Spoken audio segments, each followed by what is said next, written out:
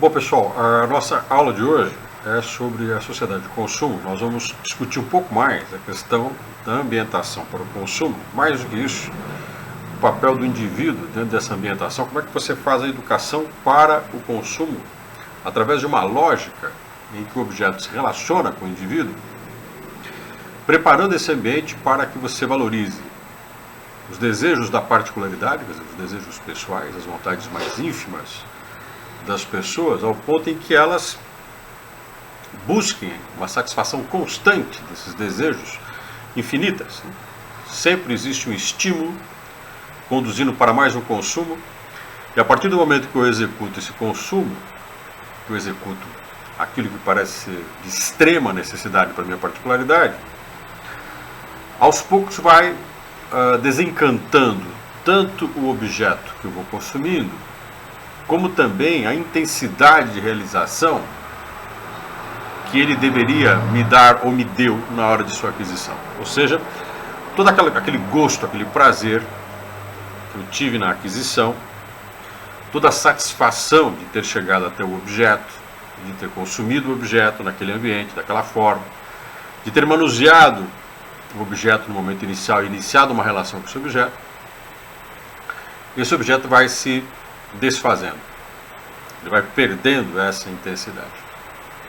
Ainda mais porque, efetivamente, eu encontro à minha volta, constantemente e programadamente, outros objetos que vão se colocando no lugar desse, que vão se apresentando no lugar desse, ou como algo mais novo, mais eficiente, mais intenso, ou como algo que me completa de forma melhor, ou até mesmo a minha busca desesperada por aquilo que é o verdadeiro motivo que me fez consumir, que é a compensação da minha vontade de existência. Eu vou explicar isso com mais calma. O que é uma compensação da minha vontade de existência? Ou seja, a minha busca incessante por me sentir humano, por me considerar um ser humano, aceito, com uma definição de perfil, de vontade, de caráter, de posicionamento. Essa coisa importante na sociedade. Não é à toa que parte considerável das propagandas dos produtos hoje tem uma coisa chamada conceito. Os produtos têm um conceito. Eu preciso consumir o conceito para me associar a esse conceito. Então eu estou na busca desesperada de uma identidade. Uma identidade que, como qualquer identidade humana, não seja algo que me reconheça, mas que eu seja reconhecido pelos outros. Que os outros enxerguem em mim essa condição a qual eu pertenço, como grupo, como gosto por política ou não, por determinado tipo de gastronomia ou não, por relações com o ambiente, com a sexualidade, meu posicionamento em relação à violência, a minha realização pessoal diante do coletivo. Quer dizer, eu preciso ter uma medida do que sou. Essa é a identidade importante. A identidade é isso. Eu preciso ter uma medida diante do mundo. Eu preciso ser medido e me medir numa condição que seja um padrão de todos, e que nesse padrão eu encontre um lugar em que me adeque a esse lugar e consiga perceber a dimensão do que sou e do que são as coisas na qual eu estou inserido ou as relações a qual eu pertenço.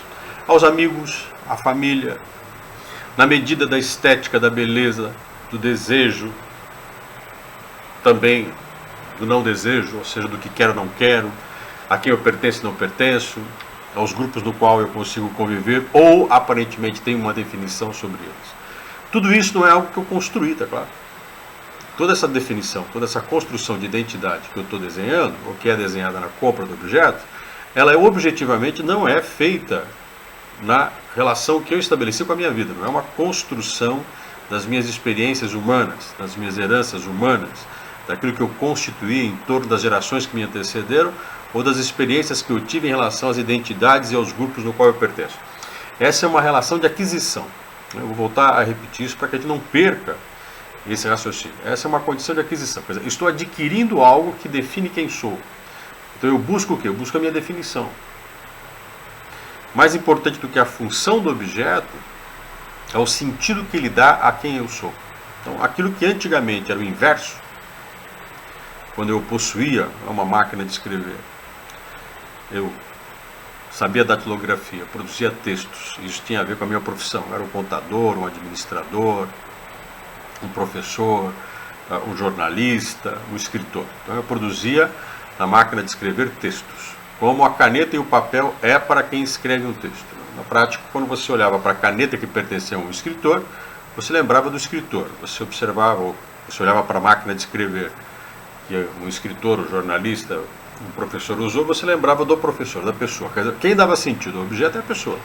Assim uma máquina fotográfica, assim a cristaleira da nossa avó, bisavó, que ficou com ela durante anos, na nossa infância, quando a gente visitava a casa da nossa avó, a gente via aquela cristaleira.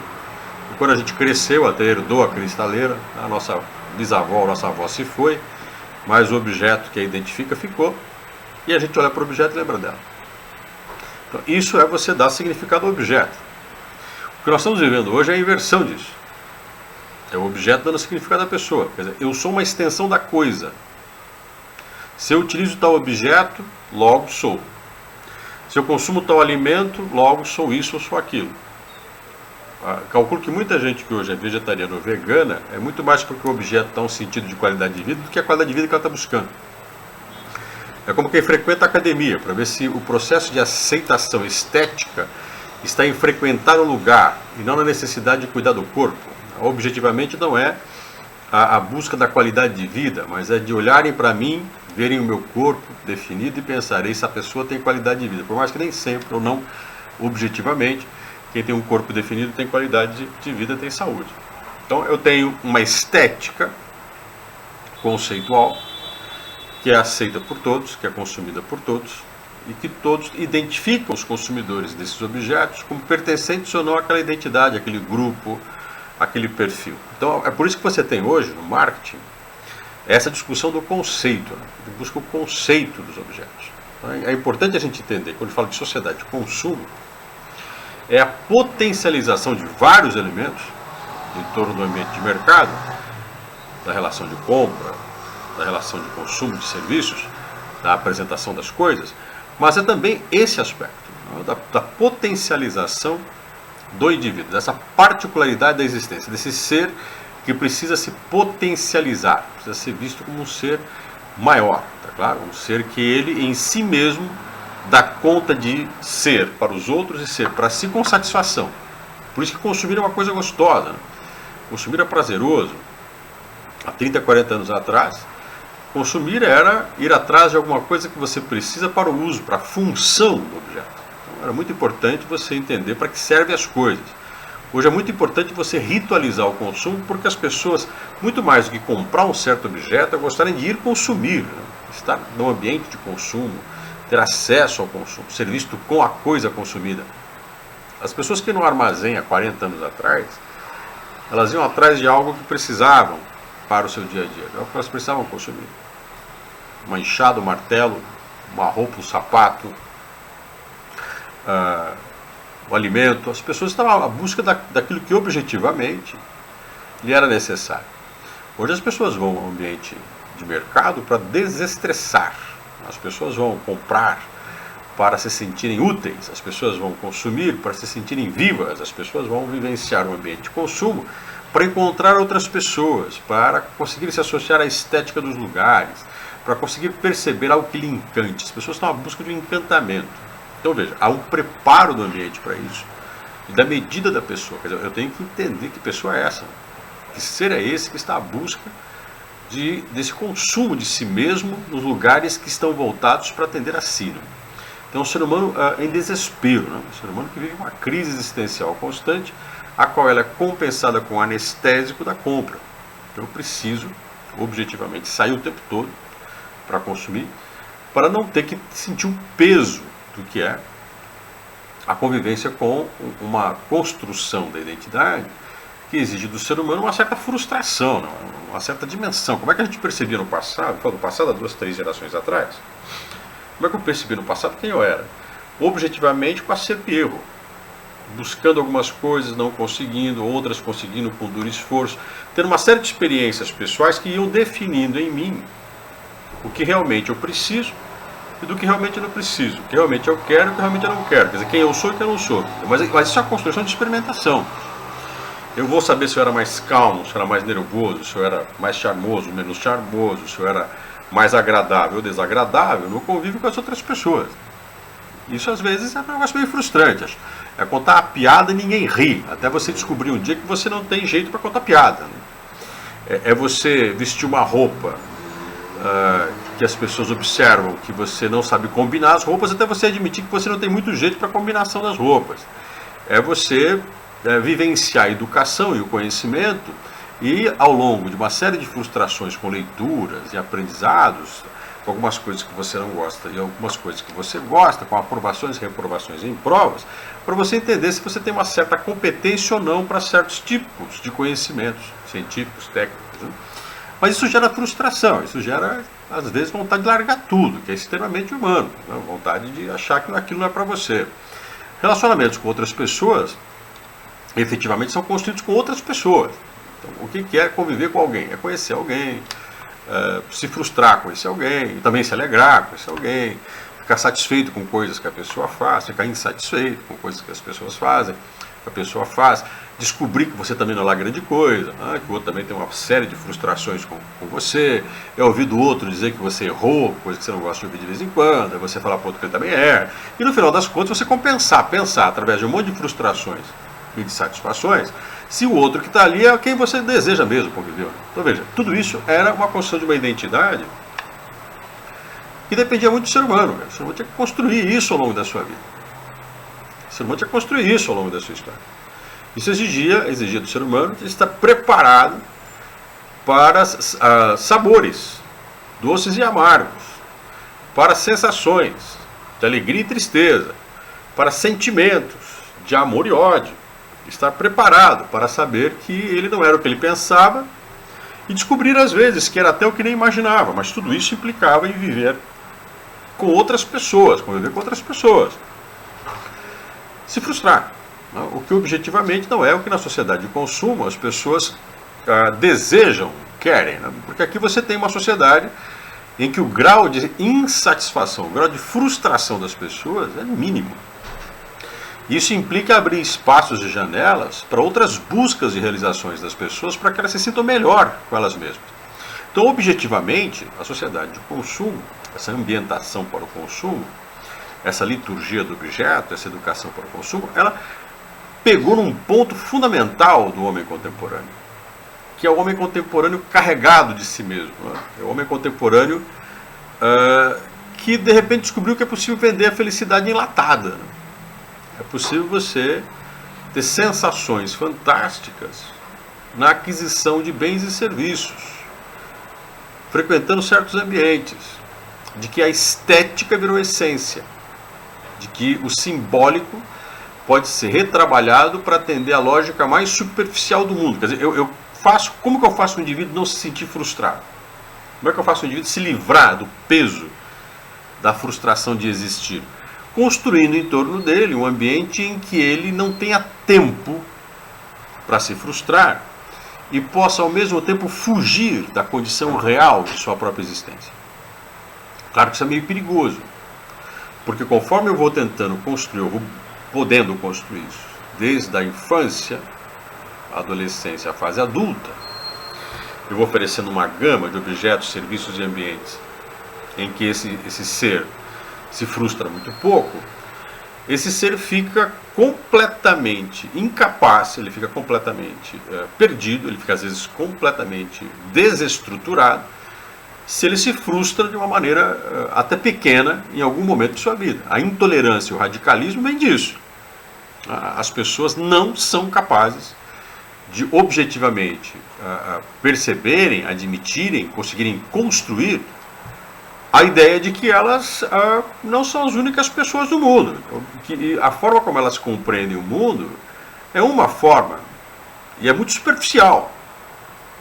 A grande maioria de nós tem conceitos sobre o mundo muito superficiais, porque a gente não estuda o mundo, a gente não para se debruçar, a gente não se frustrou, a gente não tem experiência, a gente não tem a maturidade construída, a gente tem uma fuga da frustração. Então, a sensação maravilhosa da obtenção das coisas, da aquisição dos bens, essa ambientação de satisfação do indivíduo plenamente, essa troca do ser que constrói a si por um ser que compra a si mesmo, ela vai dando ao indivíduo uma dificuldade muito grande de enfrentar as frustrações das relações com que ele convive. É o que o Bauman chama de amores líquidos, né? É o que o Pascal Bruckner, que eu gosto muito de trabalhar com ele, chama de infantilização do ser humano. Você está infantilizando o ser humano. O humano ficou infantil. Ele começa a raciocinar como uma criança mimada. Ele é efetivamente uma criança. Porque ele se educou ao longo da sua vida a se frustrar muito pouco, a ser super protegido por um ambiente que lhe dá tudo o que ele quer, sem ele ter que compreender a dimensão do que ele é. Então eu vou afastando o indivíduo da convivência e da vida em toda a sua complexidade. Então essa ambientação para o consumo, essa forma de conduzir o indivíduo a essa existência, onde a estética está determinando o que ele é, onde esse ambiente determina o que ele é, vai construir uma lógica perniciosa, que é uma lógica muito perigosa, muito constante hoje, perceptível, que é a radicalização da postura do indivíduo fundada num pensamento pobre construído por ele mesmo. É o indivíduo que tem uma certeza sobre certos princípios, valores e conceitos que não tem fundamento ou não tem uma base de sustentação na sua própria experiência, porque a experiência é precária, né? Ela nunca foi sentida na dimensão do que ela é, e é da sua dificuldade de compreensão mais profunda da complexidade que é conviver com os outros, com as divergências. Um indivíduo que não está disposto a recuar, não está disposto a aceitar. Então esse indivíduo, ele vai ficando um indivíduo muito perigoso, né? Não é à toa que o Hans Magnus Enzensberger, em sua obra Guerra Civil, temia muito o retorno do neonazismo na Europa, né? Dos radicalismos, dos totalitarismos, porque o indivíduo contemporâneo ele é apaixonado pela sensação de utilidade sendo inútil, né? O ser humano está à busca de arrumar um culpado, está à busca de não deixar que ninguém se aproxime do que ele considera que é seu. Ele teme que o seu território, o seu ambiente, o lugar que ele domine seja ocupado por outra pessoa. E ele é capaz e vai buscar isso, né, a defesa desse seu valor, desse seu território, desse seu campo, que ele considera que é seu campo de ideias, desse campo de coisas, da forma mais radical possível. Porque ele estende isso às coisas, né? Ele estende isso a tudo que está à sua volta. Então, quando falamos dessa ambientação, quando falamos desse indivíduo na sociedade de consumo, é efetivamente deste ser, dessa particularização perigosa que a ambientação para o consumo dá. E se você observar como é que isso aconteceu, como é que isso ocorre, né? Como é que eu potencializo o indivíduo para evitar que ele se frustre, não vamos deixar de lembrar que no mundo capital contemporâneo, a sustentação da economia está toda ela em cima da potencialização do consumo particular. O que vende hoje no mundo, e a maior parte das coisas que nós consumimos, são bens e serviços voltados a uma pessoa. O pai de família, há 50 anos atrás, estou exagerando até no tempo, pelos 50, mas se você pegar uns 30 anos atrás, 25 anos atrás, o pai de família, objetivamente ele fazia uma renúncia, né? Ao ele ser um pai de família, ele tinha que renunciar às suas particularidades. Então todo pai de família era educado pelos seus pais, e os pais pelos pais dele, né? Ou seja, o homem e a mulher eram educados pela mãe, pelo pai, pela avó e pelo avô, né? A estarem dispostos a, quando tiverem seus filhos e sua família, a fazerem uma renúncia, que era a renúncia à infância, a romper com a infância e não mais buscar realizar os seus desejos de infância. Quando se fala de não realizar os seus desejos de infância, o que isso significa? De, por exemplo, as brincadeiras de infância não dá mais para ter e querer. Naturalmente, ter que abrir mão de um gosto pessoal para a sustentação da prole. Ou seja, pensar no futuro. Abdicar de uma vontade imediata, de um prazer pessoal, para investir no futuro material da família. Não é à toa que nossos avós, o vô e a avó, casaram-se e construíram um patrimônio, por menor que seja, o mínimo de condição material, em torno da abertura de mão, em torno da abnegação a certos tipos de prazeres pessoais e desejos pessoais. Né? Nossas avós, vamos pensar que na sociedade mais patriarcal, machista, que nós tínhamos há 50 anos atrás, 60 anos atrás, elas se dedicavam ao lar, por mais que tivessem que abandonar todos os sonhos e desejos da sua infância, para satisfazer as necessidades dos filhos, do marido. Efetivamente, o provedor homem abrir mão de todas as suas condições, prazeres pessoais, em prol de sua família, assim que se esperava pelo menos. Então, quer dizer que você tinha alguém que estava preparado para uma grande frustração. A minha vontade pessoal, particular, deve ser subordinada, em muitos momentos, à vontade coletiva, ao desejo coletivo. E isso tem um preço ao qual eu estou preparado, que é a renúncia. Eu vou renunciar ao que eu considero bom para mim, em prol do outro. Eu vou fazer isso, eu preciso fazer isso, objetivamente. Na sociedade contemporânea, na sociedade de consumo, isso é inadmissível. Isso, inclusive, é papo de terapeuta de boteco. Você não pode abrir mão de sua vida, você não pode abrir mão de sua vontade. Você em primeiro lugar, você merece. Então, efetivamente, tudo que contraria o meu desejo, tudo que contraria a minha vontade, não deve ser levado em conta. Quando nós estamos numa sociedade em que o consumo está à busca de satisfazer qualquer interesse pessoal mais pueril, mais pobre, mais superficial, mais tolo que existe, esse ser humano não será alguém disposto a abrir mão do que ele quer. Ele não vai se frustrar. Ele não pode se frustrar. É uma infelicidade muito grande ter que abrir mão daquilo que eu desejo consumir. Por isso que a gente está numa sociedade, objetivamente, em que a ambientação para o consumo, essa sociedade que constrói a lógica de potencialização das vontades, ela educa também o ser humano a romper com a responsabilidade e a criar um universo lógico exclusivamente seu. Já que ele é satisfeito nas coisas mais tolas e mais pueris, ele não vai fazer o que o avô dele fez. E, inclusive, ele terá uma legião de aliados, que vão desde terapeutas, livros de autoajuda, algumas religiões, que vão dizer para ele assim: você está certo, você está fazendo o que você precisa fazer, porque é você em primeiro lugar. Então, essa renúncia que antigamente você esperava dos homens maduros e adultos, como diz Pascal Bruckner, né? Do homem que renuncia a si, porque é necessário para a continuação da espécie, o homem atual não está disposto a fazer isso. Né? Quando a gente pensa o que era a grande busca dos jovens de 50 anos, 40 anos, 30 anos atrás. A grande busca dele era ser independente. É não depender mais financeiramente dos pais para poder construir uma vida pessoal, uma vida própria. Poder ser dono do seu próprio nariz, poder pagar suas contas e fazer suas escolhas. Hoje você tem um monte de gente que tem mais de 30 e 40 anos, não sai da casa dos pais e acha que pode fazer a escolha que quiser, porque ele não pode ser contrariado. Para ele não tem nada a ver ele não pagar suas contas com ele mandar na casa. O seu avô, não sei qual a sua ideia, mas o seu avô, por exemplo, ele considerava que ele só teria o direito à autoridade dentro de casa se ele pagasse as contas, se ele fosse um provedor, se ele pagasse suas próprias contas. É nesse momento em que ele fosse dono do seu próprio nariz, porque o seu nariz custa, né, uma despesa mensal a ser cumprida para sermos dono do nosso nariz, o seu avô buscava um trabalho que lhe rendesse a mínima condição de sobrevivência, inclusive disposto o seu avô a abrir mão de viver numa condição pior do que ele vivia na casa do pai dele, inclusive renunciando, às vezes, a uma condição de estrutura familiar, de alimentação, dormitório. Não é?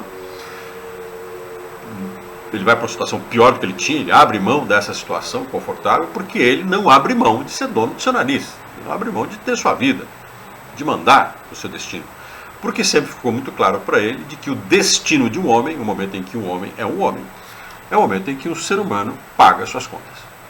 Eu estou falando de homens, mas mulheres, a gente fala do homem de uma forma genérica. Homens e mulheres buscavam há 30, 40 anos atrás a autonomia, a independência, a liberdade. A liberdade era pague suas contas. Hoje a liberdade é um produto. Hoje a liberdade é uma discussão teórica sobre você tem direito de emitir a sua opinião. Todos têm que te ouvir, por mais que você nunca fez nada na vida que alguém acha e ou mereça ser respeitado. Né? Por mais que você não tenha tido nenhuma vitória, você merece ser tratado como um vitorioso. Então, aquilo que antes era o ritual de passagem, várias civilizações tinham, da fase da adolescência para a fase adulta, em que o indivíduo tinha que provar que era capaz de sobreviver sozinho, nas tribos africanas, nas tribos da América antes do descobrimento, isso existia. Esse ritual era vá para a floresta. Vou pegar nas tribos indígenas que habitavam o Brasil antes da chegada dos portugueses, algumas ainda fazem isso. Você quer atingir a maturidade? Então você vai para a floresta e vai passar 5 dias por tua conta, sem proteção nenhuma. Vai aprender a fazer o arco e a flecha da árvore, criar alguma armadilha, vai aprender a sobreviver enfrentando os animais lá fora, vai extrair a comida da sua inteligência e habilidade. Na hora que você sobreviver durante 5 dias e voltar aqui, ainda com uma caça, a gente vai olhar para você e vai conversar com você com outros olhos, vai olhar para você com responsabilidade, vai olhar para você como um adulto. Hoje, a gente é adulto se vestindo como adulto, consumindo a maturidade, e a gente quer que o outro respeite a gente como se a gente fosse maduro. Então você tem uma sociedade que construiu esse potencial de consumo, esse ambiente de mercado. Ele é inteligente por isso, porque ele conseguiu fazer um ser humano que imagina, há 30, 40 anos atrás, para você ser livre, teria que pagar suas próprias contas, você ia ter que ir atrás de emprego, enfrentar a fila do desemprego, você ia ter que fazer concurso, você ia ter que estudar, você ia ter que procurar um curso, você tem que aceitar um chefe mandando, você tem que aceitar, às vezes, ganhar menos do que você queria, mas era alguma coisa já, porque você precisava sobreviver, você precisava construir objetivamente a sua independência.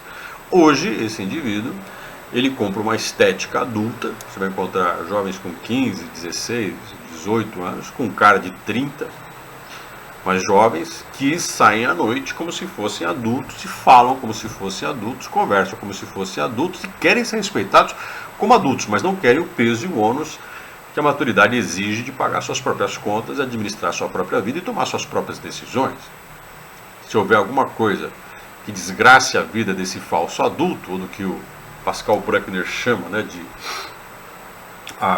infantil adulterado, ou adulto infantilizado, se acontecer alguma coisa, ele vai chamar a mãe e o pai. Ele pode ter 35 anos, mas ele vai ligar para o pai e para a mãe e dizer para o pai e para a mãe ajudar ele. Quer dizer, a gente tem um ser humano que não está acostumado a se frustrar, que objetivamente ele perdeu a capacidade de administrar a si mesmo, mas ele tem um ambiente que consome a maturidade sem ele ter que ser maduro.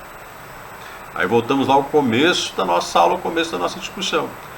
Você tem um indivíduo que está sendo educado para que ele seja um eterno infantil.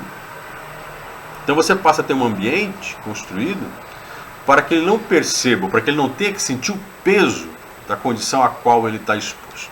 Se esse indivíduo faz isso, se ele é maduro, tem maturidade e frustração, ele pensa se ele quer comprar certas coisas ou não, se ele precisa de certas coisas ou não.